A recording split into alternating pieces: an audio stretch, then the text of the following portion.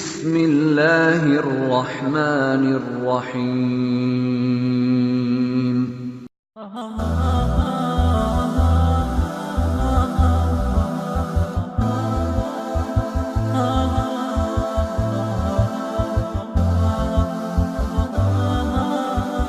اللہ کی اطاعت پر صبر کرنا، اپنے آپ کو اللہ کی اطاعت کے لیے، اچھے کاموں کے لیے آمادہ کرنا، اور اس ان اچھے کاموں کے کرنے میں جو تکلیفیں آئیں، جو پریشانیاں آئیں، ان پریشانیوں پر صبر کرنا، اور اسی طریقے سے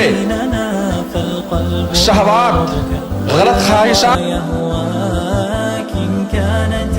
الأقدار حالت بيننا فالقلب أرضك والهوى يهواك صبرا أخي في غد ألقاك وغدا يميني تلتقي يمناك إن كانت الأقدار حالت بيننا فالقلب أرضك والهوى يهواك إن كانت الأقدار حالت بيننا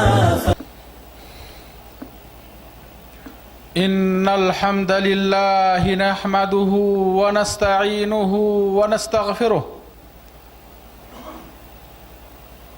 ونعوذ بالله من شرور أنفسنا ومن سيئات أعمالنا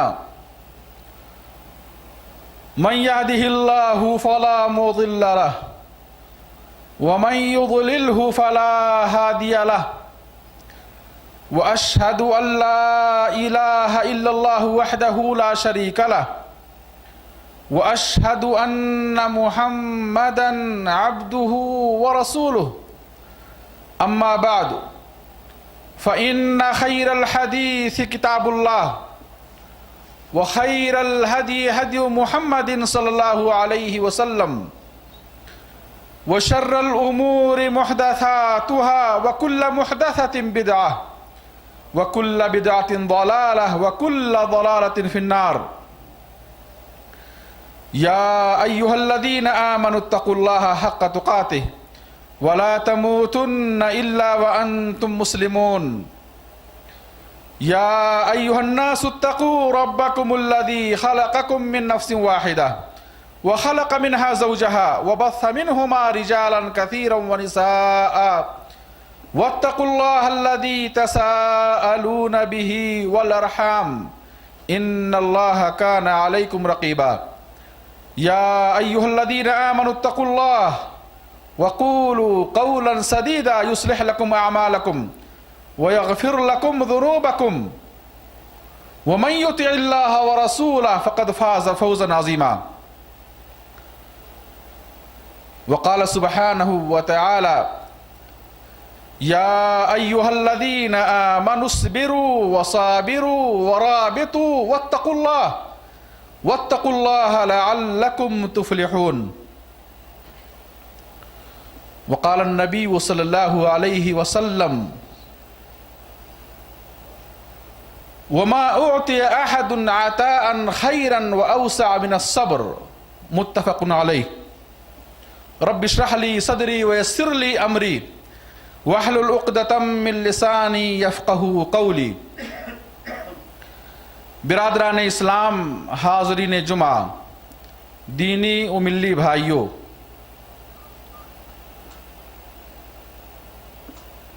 قرآن و احادیث کے اندر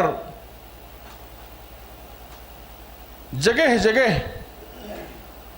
مختلف آیات اور احادیث میں ہمیں اس بات کا حکم دیا گیا ہے کہ ہم اپنے اندر صبر پیدا کریں، اور صبر پیدا کرنے والوں کے لیے بڑی عظیم خوشخبریاں سنائی گئی ہیں، انہیں بشارتیں دی گئی ہیں، ان سے دنیا اور آخرت میں مختلف نعمتوں کے وعدے کیے گئے ہیں۔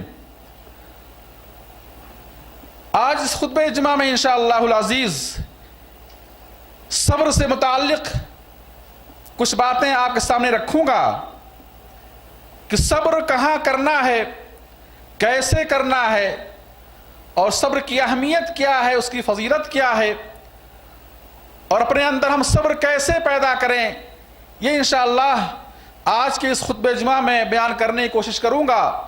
اللہ سبحانہ تعالیٰ سے دعا کرتا ہوں الہ العالمین ہمیں کہنے اور سننے سے زیادہ عمل کرنے کی توفیق عطا فرمائے۔ میرے بھائیوں، سب سے پہلے یہ جانیں کہ صبر کسے کہتے ہیں، صبر کا معنی کیا ہے۔ صبر عربی لفظ ہے، اس کے معنی ہوتے ہیں اللہ کی اطاعت پر نفس کو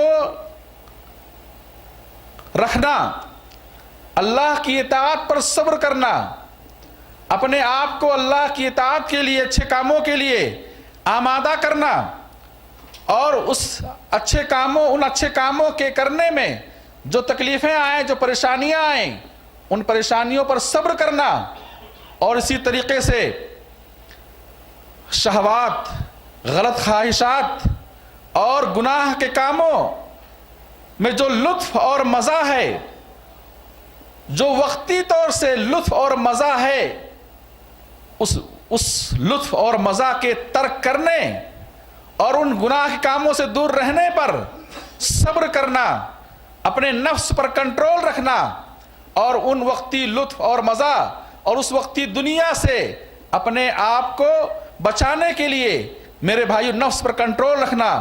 اسی طریقے سے اللہ سبحانہ تعالیٰ نے حکمت کے تحت اور مصلحتوں کے تحت اس نے دنیا کے اندر جو نعمتیں تقسیم فرمائی ہیں، راحت اور پریشانیاں جو اللہ سبحانہ تعالیٰ نے دنیا کے اندر راحت بھی رکھی ہے، پریشانی بھی رکھی ہے، مصیبت بھی رکھی ہے اور عافیت بھی رکھی ہے، اللہ سبحانہ تعالیٰ نے دنیا کے اندر دنیا کے نظام کو چلانے کے لیے اللہ نے اپنے حکمت کے ساتھ انسان کی روزیوں کو تقسیم فرمایا ہے۔ انسان کے حالات ہمیشہ ایک جیسے نہیں ہوتے، انسان کبھی بیمار ہوتا ہے، کبھی صحت و عافیت سے ہوتا ہے، کبھی تنگ دست ہوتا ہے، کبھی مالدار ہوتا ہے، کبھی ہنستا ہے، کبھی روتا ہے، کبھی خوش ہوتا ہے، کبھی غمگین ہوتا ہے۔ اللہ سبحانہ تعالیٰ نے انسان کی جو تقدیر بنائی ہے اور اس نے جو فیصلے کیے ہیں حکمت کے تحت، مصلحتوں کے تحت، ان تکلیفوں اور پریشانیوں پر صبر کرنا اور اپنے آپ کو کنٹرول میں رکھنا، اپنے نفس کو کنٹرول میں رکھنا، یہ ہے صبر۔ ابن قیم رحمۃ اللہ علیہ نے اپنی کتاب مدارج السالکین کے اندر یہ صبر کے 3 مواقع اور 3 جگہیں اور 3 میدان مقرر کی ہیں کہ اللہ کی اطاعت پر صبر کرنا، نیک کاموں پر صبر کرنا۔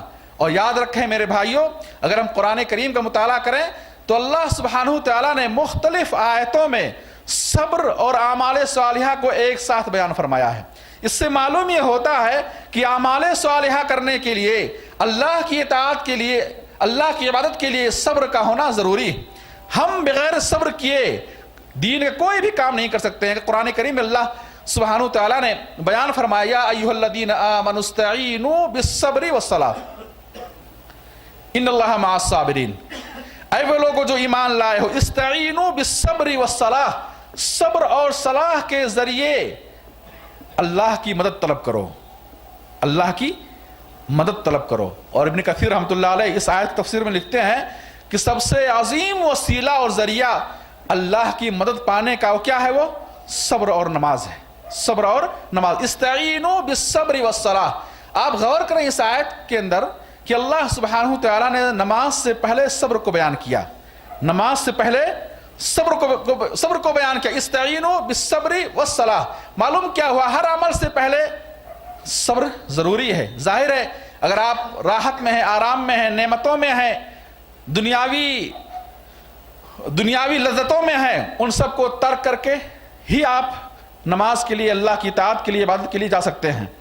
تو ہر عمل سے پہلے قرآن کریم میں فرمایا بلا وَإِن تَصْبِرُوا وَتَتَّقُوا، بغیر صبر کے تقوی حاصل نہیں ہو سکتا ہے۔ اللہ نے پہلے صبر کو بیان کیا اس آیت میں، پھر تقوی کو بیان کیا۔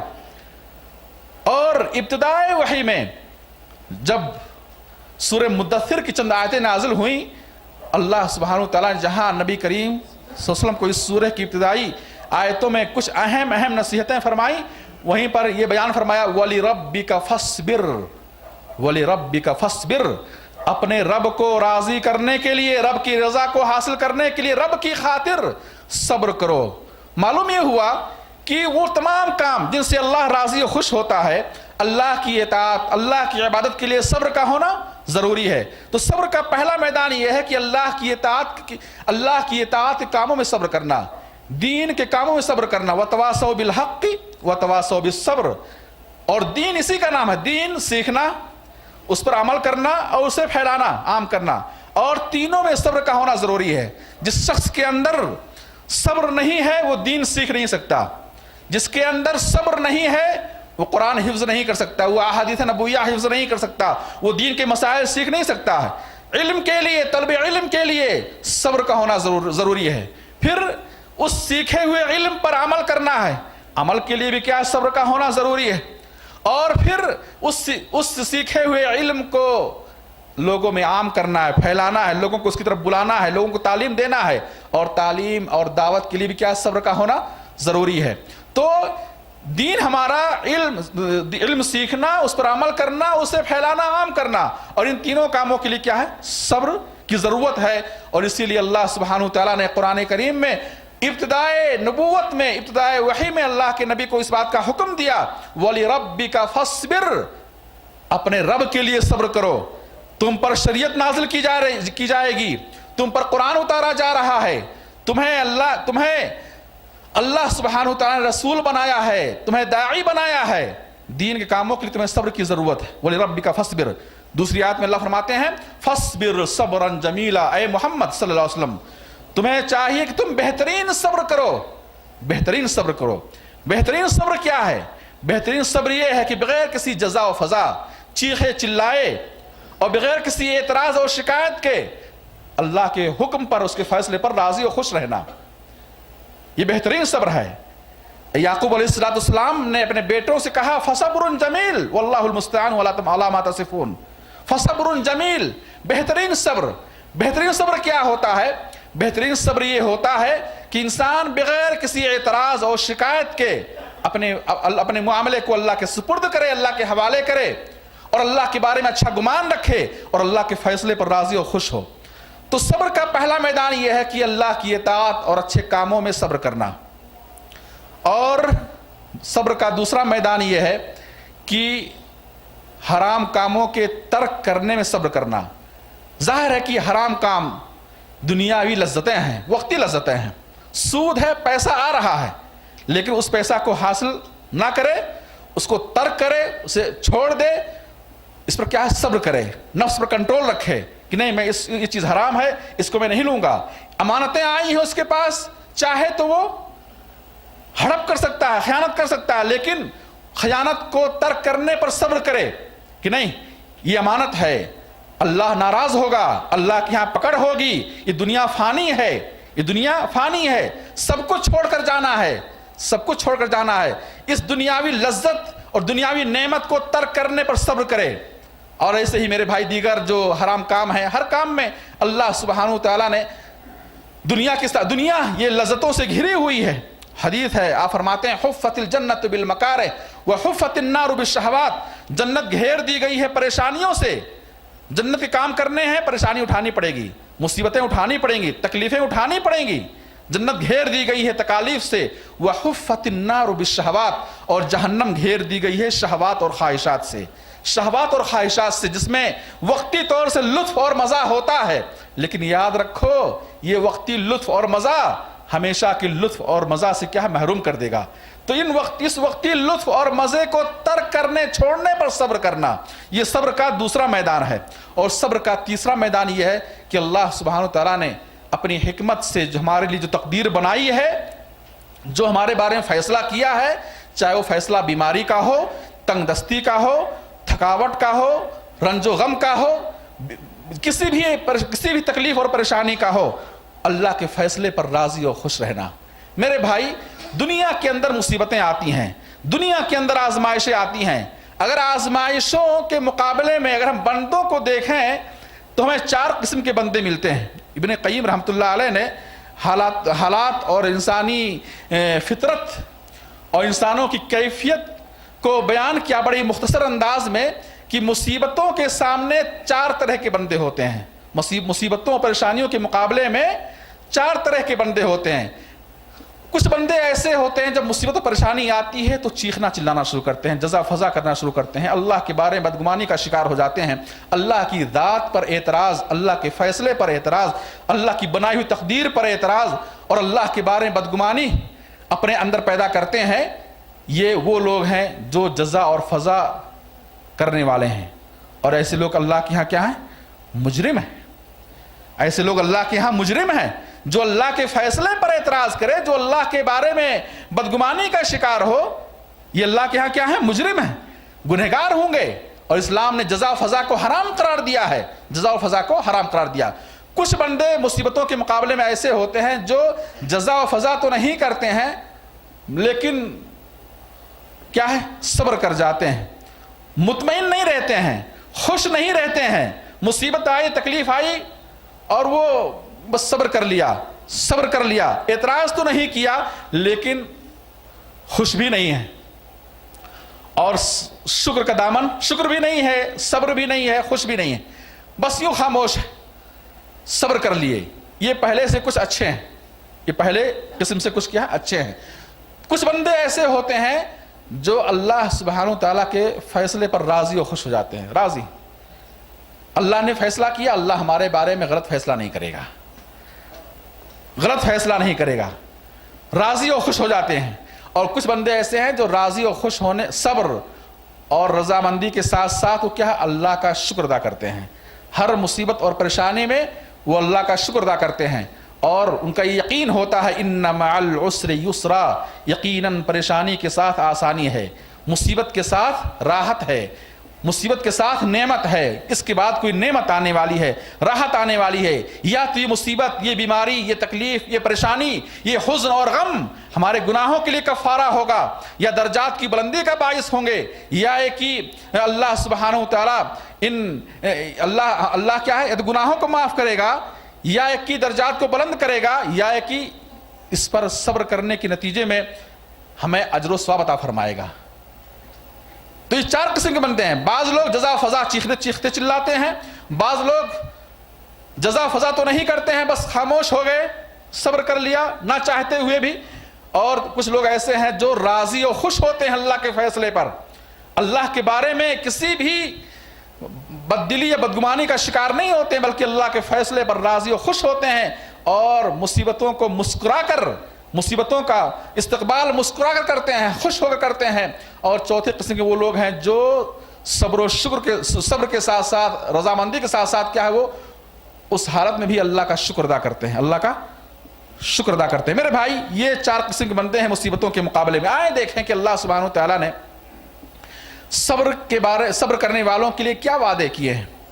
قرآن کریم میں اللہ فرماتے ہیں اگر تم صبر کرو وَإِن تَصْبِرُوا وَتَتَّقُوا لَا يَضُرُّكُمْ كَيْدُهُمْ شَيْئًا, سب سے بڑا دنیا کے اندر سب سے بڑی نعمت اور دنیا والوں کے لیے سب سے عظیم وعدہ دنیا کے اندر وہ کیا ہے؟ وہ اللہ کہتے ہیں وَإِن تَصْبِرُوا, اگر تم صبر کرو, اگر تم صبر کرو اے بندو, اے مومنو, اگر تم صبر کرو وَتَتَّقُوا, اور تقوی کی راہ اختیار کرو, صبر اور تقوی اپنے اندر پیدا کرو, لا یضرکم کیدہم شیئا, تو ان دشمنان اسلام اور ان دشمنوں کا مکر تمہیں کچھ بھی نقصان نہیں پہنچا سکتا ہے.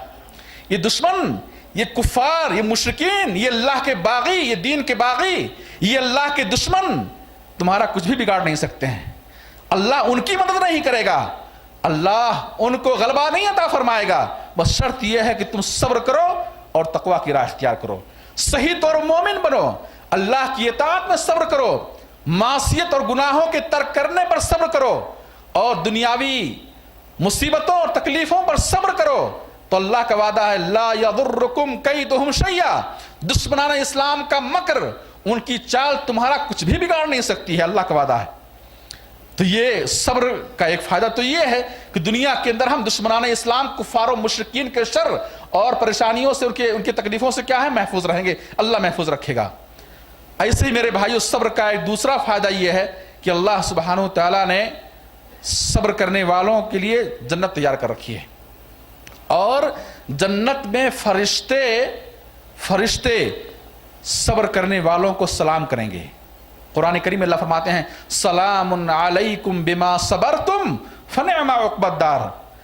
फरिश्ते सलाम करेंगे जन्नतियों से, कहेंगे सलामुन अलैकुम बिमा सबरतुम, तुम पर सलामती हो, तुम्हें सलाम हो, बिमा सबरतुम, तुम्हारे सब्र की वजह से।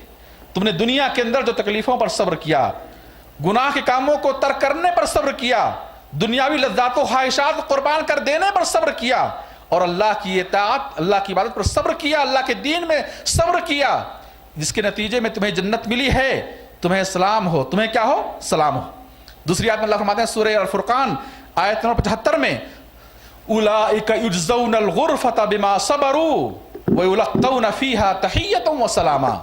उलाइका युजज़ौनल गुरफता बिमा सबरू, उन्हें सब्र करने की वजह से जन्नत में आला मकाम, खूबसूरत महल और आलीशान महल और कसर उन्हें अता किया जाएगा। बिमा सबरू, इसलिए कि उन्होंने दुनिया के अंदर सब्र किया था, दीन पर कायम रहने में सब्र किया था। और मेरे भाइयों, दीन पर सब्र करना और दीन पर कायम रहने में सब्र करना ये कोई मामूली नेकी नहीं है। हदीस है, आप फरमाते हैं, आपने सहाबे किराम से फरमाया था, आपने अम्र बिल मारूफ और नही अनिल मुनकर का तज़किरा किया, उसके बाद फरमाया इन्न मिन वराइकुम अय्यामुन अस्सब्रु फीहा मिस्लु क़ब्दिन अलल जमर, कि तुम्हारे बाद कुछ ऐसे दिन आने वाले हैं। आपने सहाबे किराम को मुखातब किया, कहा तुम्हारे बाद ऐसे दिन आने वाले हैं जिन दिनों में दीन पर सब्र करना ये हाथ में आग की चिंगारी पकड़ने के बराबर है, आग का शोला हाथ में लेने के बराबर है, आग का अंगारा अपने हाथ में लेने की तरह है। दीन पर सब्र करना, दीन पर कायम रहना हाथ में अंगारा लेने की मानिंद होगा। और उनमें से हर शख्स को तुम्हारे 50, तुम में से 50 लोगों के अमल के बराबर सवाब दिया जाएगा। जो इस माहौल में कि जब हर तरफ फितने उठ चुके होंगे, लज्जात और ख्वाहिशात और शहवात की सारी चीजें उनकी आंखों के सामने होंगी, उनके बस और ताकत में होगी, वो हर तरफ से फितनों में घिर चुके होंगे, लेकिन उन तमाम फितनों से अपने आप को बचाते हुए, उन गलत ख्वाहिशात और शहवात से अपने आप को बचाते हुए और उनके तर्क करने पर सब्र करते हुए, उन ख्वाहिशात और लद्दात को कुर्बान करते हुए जो दीन पर कायम रहेंगे, ऐ सहाबा तुम में से 50 के बराबर, 50 अमल करने वालों के बराबर उन्हें सवाब दिया जाएगा। तो मेरे भाई, उलाइका युजज़ौनल गुरफता बिमा सबरू, सब्र करने की वजह से उन्हें जन्नत में आलीशान महल दिया जाएगा। व युलक़ौना फ़ीहा तहिय्यतन व सलामा, और जन्नत के अंदर ये सब्र करने वाले तहिया और सलाम पाएंगे, उन्हें तहिया और सलाम किया जाएगा। मालूम क्या हुआ कि सब्र का फायदा ये है कि सब्र करने वालों के लिए जन्नत है, जन्नत में आला मकाम है, और साथ ही साथ जो फरिश्ते होंगे वो फरिश्ते उन सब्र करने वालों को सलाम करेंगे, फरिश्ते उनसे सलाम करेंगे। ये इससे सब्र की फजीलत मालूम होती है। कुरान करीम की एक दूसरी आयत में अल्लाह ने सब्र का बेहिसाब अजर फरमाया, इन्नमा युवफ़्फ़ास्साबिरून अजरहुम बिगैरि हिसाब, सब्र करने वालों को बेहिसाब अजर अता किया जाएगा। मेरे भाई, सब्र करने वालों को बेहिसाब अजर अता किया जाएगा, बेहिसाब, जिसकी कोई हद मुकर्रर नहीं है, जिसका कोई शुमार नहीं है। अल्लाह सुब्हानहू तआला सब्र करने वाले बंदे को कितना अजर देगा, कितना सवाब देगा, ये अल्लाह ही को मालूम है। अल्लाह ने बगैर हिसाब कह करके सब्र की कोई हद मुकर्रर नहीं की। इन्नमा युवफ़्फ़ास्साबिरून अजरहुम बिगैर हिसाब, सब्र करने वालों को बेहिसाब अजर अता किया जाएगा। मेरे भाई, सब्र चाहे वो अल्लाह की इताअत में हो, सब्र चाहे वो ख्वाहिशात नफसानी के कुर्बान करने पर हो, और सब्र चाहे तकालीफ और मुसीबत में हो, सब्र चाहे तकालीफ और मुसीबत में हो, सब्र चाहे किसी के जुल्म पर हो, किसी के जुल्म पर हो, उसमें भी सब्र करना, उसमें भी सब्र करना क्या है, ये बाइस अजर व सवाब है। और कुरान करीम में अल्लाह ने फरमाया इन्नल्लाह मअस साबिरीन, अल्लाह सब्र करने वालों के साथ है, अल्लाह सब्र करने वालों के साथ है। वल्लाहु युहिब्बुस साबिरीन, अल्लाह सब्र करने वालों से मोहब्बत करता है, अल्लाह सब्र करने वालों से मोहब्बत करता है। अगर चाहते हैं कि अल्लाह हमसे मोहब्बत करे اور اللہ کے بندے ہم سے محبت کریں تو میرے بھائیوں ہمیں چاہیے کہ ہم اپنے اندر صبر پیدا کریں، ہم معاف کریں۔ فمن عفا واصلح فاجرہ علی اللہ، جس نے معاف کر دیا، کوئی آپ پر ظلم کرے، آپ کا حق مار لے، آپ کا دل دکھائے، آپ کی عیب جوئی کرے، آپ کو تکلیف دے، فمن عفا واصلح، جس نے معاف کر دیا، صلح کر لیا، فاجرہ علی اللہ، اس کا اجر اللہ کے ذمہ ہے۔ کتنا دے گا اللہ ہی کو معلوم ہے۔ ہر نیکی کا ثواب مقرر ہے، ہر نیکی کا ثواب مقرر ہے، لیکن معاف کر دینا، صلح کر لینا، صفائی کر لینا، یہ کیا ہے؟ ایسی نیکی ہے جس کا اجر و ثواب کیا ہے؟ اللہ ہی کے علم میں ہے کہ اللہ کتنا عطا فرمائے گا، اور اللہ ارحم الراحمین، خیر الراحمین ہے۔ میرے بھائیوں صبر عظیم اخلاق ہے، صبر عظیم اخلاق ہے، بلکہ اسلام کا کوئی بھی اخلاق ایسا نہیں ہے جس میں صبر کا دخل نہ ہو۔ اگر بندے سے صبر نکال لیا جائے گا تو وہ شخص اخلاق حسنہ سے محروم ہو جائے گا، محروم ہو جائے گا۔ صبر اعلیٰ ترین اخلاق ہے، اور حدیث آپ فرماتے ہیں وَمَا أُعْطِيَ أَحَدٌ عَطَاءً خَيْرًا وَأَوْسَعَ مِنَ الصَّبْرِ، آپ فرماتے ہیں کوئی بھی شخص صبر سے بہترین اخلاق، صبر سے بہترین تحفہ، صبر سے زیادہ بہترین عطیہ نہیں دیا گیا۔ سب سے وسیع اخلاق، سب سے بہترین اخلاق، سب سے بہترین تحفہ جو انسان کو، بنی آدم کو، اور ایک مسلمان اور ایک مومن کو جو دیا گیا ہے، وہ کون سا تحفہ ہے؟ صبر کا تحفہ ہے۔ اسی لیے بعض سلف نے کہا کہ ایمان کے دو حصے ہیں، ایک حصہ صبر ہے اور ایک حصہ شکر ہے۔ ایک حصہ صبر ہے اور ایک حصہ کیا ہے؟ شکر ہے۔ صبر و شکر کے مجموعے کا نام اسلام ہے، صبر و شکر کے مجموعے کا نام اسلام ہے۔ میرے بھائیوں اسی لیے اللہ سبحانہ وتعالیٰ نے ہر قسم کی فلاح اور کامیابی کو صبر پر معلق رکھا۔ فرماتے ہیں اللہ یا ایھا الذین آمنوا اصبروا وصابروا ورابطوا واتقوا اللہ لعلکم تفلحون، اے وہ لوگوں جو ایمان لائے ہو صبر کرو۔ کیا کرو؟ صبر۔ اس معاشرے کے اندر آپ رہیں گے، آپ کو لوگوں سے تکلیفیں ہوں گی، کبھی تکلیف غلط فہمی کی بنا پر ہوگی، بدگمانی کی بنا پر ہوگی، یا کسی اور وجہ سے تمہیں معاشرے کے اندر تکلیفیں ہوں گی۔ ایسا نہیں ہوگا کہ انسان دنیا کے اندر بغیر تکلیف اٹھائے چلا جائے، نہیں، تکلیفیں ہوں گی، لیکن ان تکلیفوں پر ہمیں کیا کرنا چاہیے؟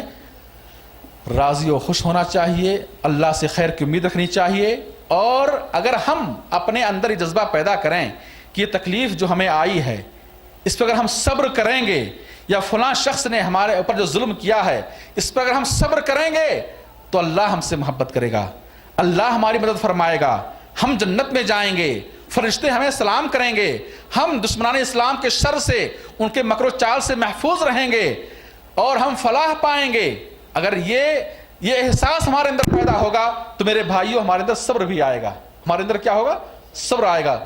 صحیح مسلم کی روایت ہے، ام سلمہ رضی اللہ عنہ کہتی ہیں، صبر کی فضیلت میں یہ حدیث، یہ واقعہ بہت ہی نصیحت آموز ہے۔ ام سلمہ رضی اللہ عنہ کہتی ہیں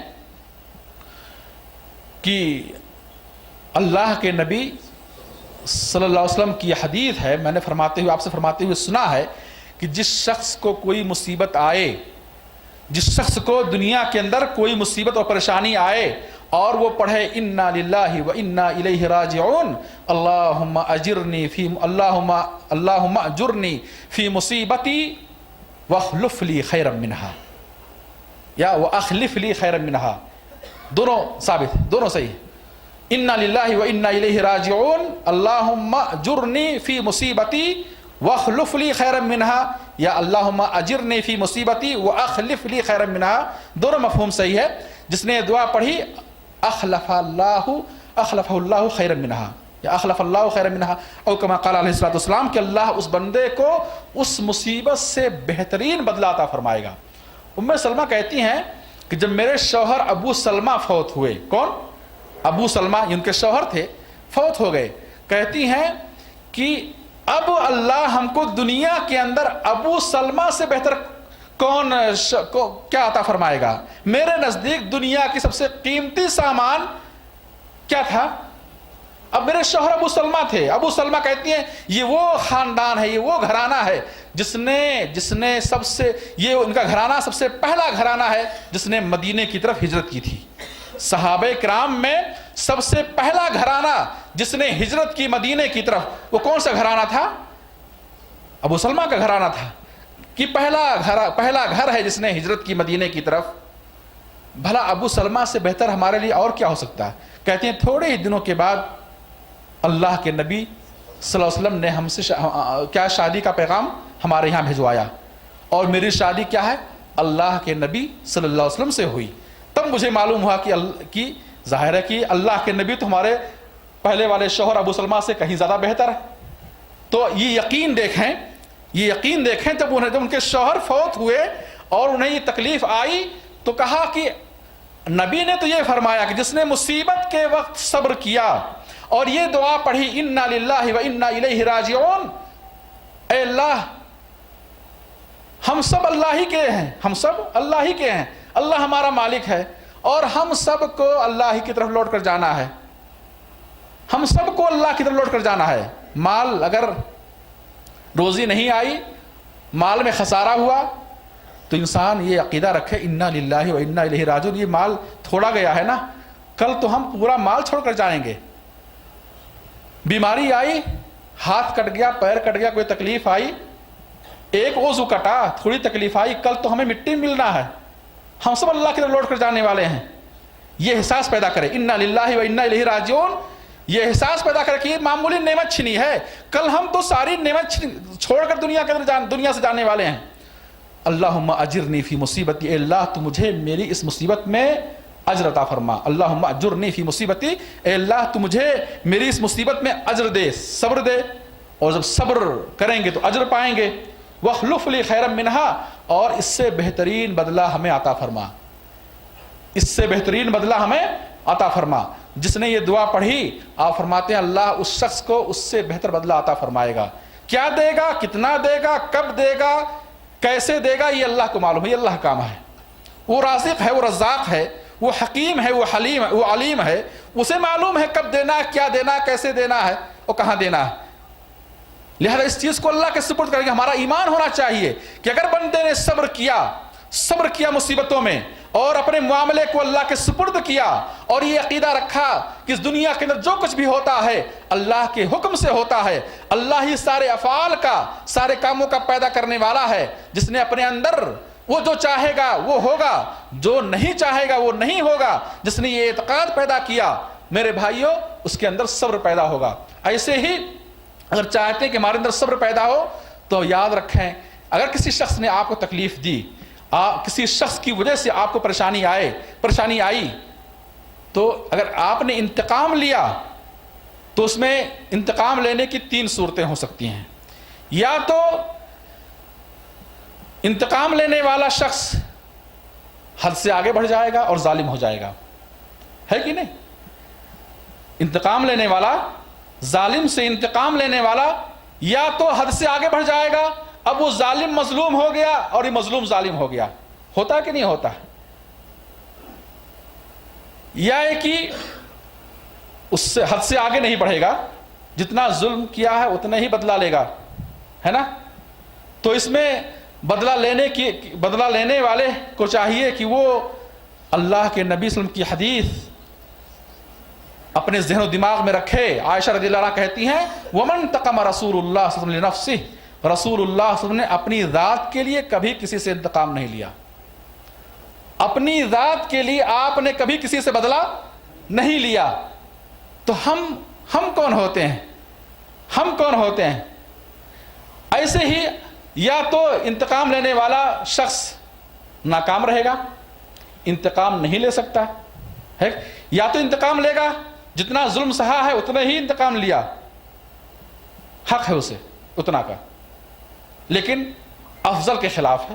اللہ کے نبی صلی اللہ علیہ وسلم نے کیا ہے, اپنی ذات کے لیے کبھی کسی سے انتقام نہیں لیا بلکہ معاف کر دیا, صلح کر لیا اور اللہ سے اجر کی امید رکھی. یا کہ وہ انتقام لینے میں حد سے آگے بڑھ گیا اور ظالم ہو گیا, گنہگار ہوگا. یا کہ تیسری صورت یہ ہوگی کہ وہ انتقام نہیں لے سکا, مظلوم ہے, ظالم سے انتقام لینا چاہ رہا ہے, پیسے خرچ کیا، محنت کیا، ٹینشن اور پریشانی کو برداشت کیا، وقت صرف کیا اور ناکام رہا. ہوتا کہ نہیں ہوتا ایسا؟ ہے نا؟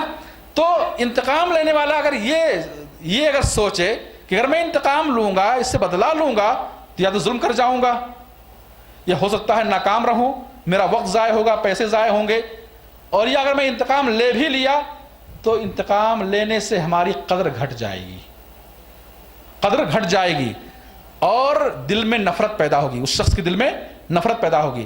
اس کے بدلے اگر میں معاف کر دوں، تو اس کے دل میں کیا ہے؟ نفرت کی جگہ محبت پیدا ہو جائے گی. شرم کھائے گا ہم سے شرمائے گا اور ہم سے محبت کرے گا، اور اس طرح سے فتنے کا دروازہ وہیں پر کیا ہے؟ بند ہو جائے گا. وہیں فتنے کا دروازہ کیا ہے؟ بند ہو جائے گا. لیکن اگر انتقام لیا تو پھر فتنے کا دروازہ کیا ہے؟ بند نہیں ہوگا، بلکہ ہو سکتا ہے وہ شخص انتقامی طور پر مزید کارروائی کرے، اور اس طریقے سے انسان کیا تکلیفوں میں، مصیبتوں میں کیا ہے؟ گھرتا ہوا چلا جائے گا. تو اگر بندہ انتقام نہ لے، معافی کو پسند کرے، تو یہ اس کے لیے کیا ہے؟ بہتر ہے. ایسے ہی اپنے اندر صبر کیسے پیدا کریں؟ اگر مظلوم شخص، مصیبت زدہ شخص یہ سوچ لے کہ الجزاء من جنس العمل، جیسا کرو گے ویسا پاؤ گے، جیسا کرو گے ویسا پاؤ گے، اپنے معاملے کو اللہ کے سپرد کر دے، اور اگر ہم آج دنیا کے اندر اسے معاف کرتے ہیں، اللہ قیامت کے روز ہمیں معاف فرمائے گا. الجزاء من جنس عمل، جیسا عمل کرو گے اللہ ویسے ہی بدلا دے گا. اگر ہم اللہ کے بندوں کو معاف کریں گے، اللہ ہمیں معاف کرے گا. تو آپ بتلائیں کہ جس شخص کے اندر یہ احساس پیدا ہوگا تو کیا وہ معاف نہیں کرے گا؟ کیا وہ صبر نہیں کرے گا؟ یقیناً صبر کرے گا. اگر چاہتے ہیں کہ اپنے اندر صبر پیدا کریں کسی کے ظلم پر، کسی نے آپ کو تکلیف دی ہے، آپ صبر پیدا کرنا چاہتے ہیں اپنے اندر، تو چاہیے کہ ہمیں یہ احساس پیدا کریں کہ ہم جیسا اللہ کے بندوں کے ساتھ کریں گے، اللہ ہمارے ساتھ ویسا ہی سلوک کرے گا. اگر آج اسے ہم معاف کر دیتے ہیں، اللہ معاف کر دے گا. لیکن اگر ہم معاف نہیں کرتے ہیں، ہم ہر ایک کی غلطی پر انتقام لیتے ہیں، اللہ کو بھی حق ہے کہ اللہ ہم سے ہماری ہر غلطی پر انتقام لے. ہے حق کی نہیں ہے؟ الجزاء من جنس العمل. ہم کتنی نافرمانی کرتے ہیں اللہ کی، صبح و شام اللہ کی نافرمانی کرتے ہیں، خطائیں کرتے ہیں، اللہ معاف نہیں کرتا ہے.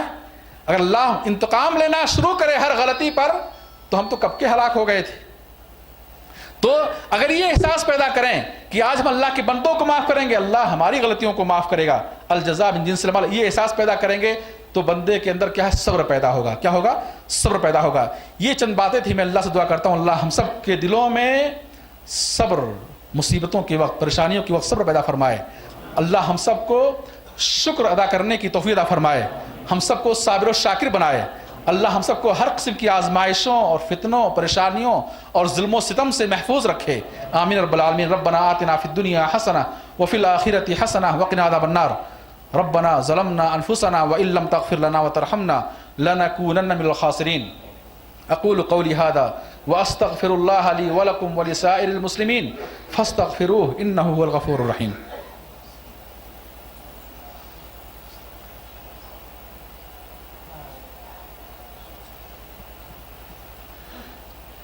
ان الحمد لله نحمده ونستعينه ونستغفره ونعوذ بالله من شرور انفسنا ومن سيئات اعمالنا. من يهده الله فلا مضل له ومن يضلله فلا هادي له. واشهد ان لا اله الا الله واشهد ان محمدا عبده ورسوله. ان الله وملائكته يصلون على النبي يا ايها الذين امنوا صلوا عليه وسلموا تسليما. اللهم صل على محمد وعلى آل محمد كما صليت على إبراهيم وعلى آل إبراهيم إنك حميد مجيد. اللهم بارك على محمد وعلى آل محمد كما باركت على إبراهيم وعلى آل إبراهيم إنك حميد مجيد. إن الله يأمر بالعدل والإحسان وإيتاء ذي القربى وينهى عن الفحشاء والمنكر والبغي يعظكم لعلكم تذكرون. فاذكروا الله يذكركم وادعوه يستجب لكم إنه تعالى جواد كريم بلكم بر رؤوف رحيم.